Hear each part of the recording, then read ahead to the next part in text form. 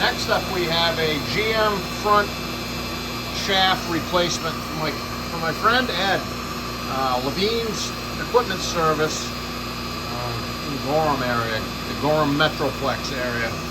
If you need tractors worked on, Ed's your guy.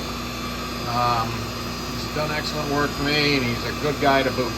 So, seems the April 10th blizzard finished off Ed's front drive shaft for his GM. I think probably it's a 1-ton with a plow, and that storm did a lot of damage, and it got this drive shaft. So I pieced it back together, and it seemed to be 29 5/8 center when I put the pieces back together. So that's what I made this one. There's a little drama that has made the delay. This original GM tubing was 2 1/4 120 wall, and there's nothing to support it really. There's some pieces that are supposedly available, but nobody has them. There's nothing available. They don't actually exist. So absent any of that, this is what I did. So it's 2.5 inch 083, which is common, and it's got a 1330 weld jokes in it. The problem with Mechanics 3R, this is Mechanics 3R, I should have said that at the beginning, which is a typical GM internal clip joint that they've used for 50 years. There's not a lot of weld jokes and stuff that exist for this below 2 3/4 inch tubing, except for these ones that GM made, and like I already said, you can't get them.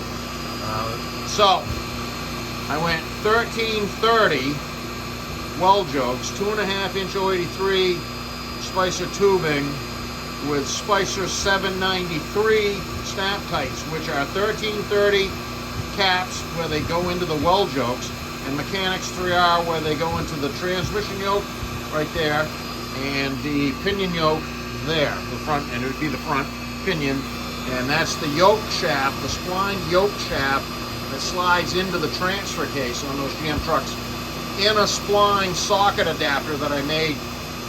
That slides in there, and it's got a diameter that grips that hub, slight taper, and when it goes in there, it locks itself in, and it spins concentrically because you cannot grab them by the spline.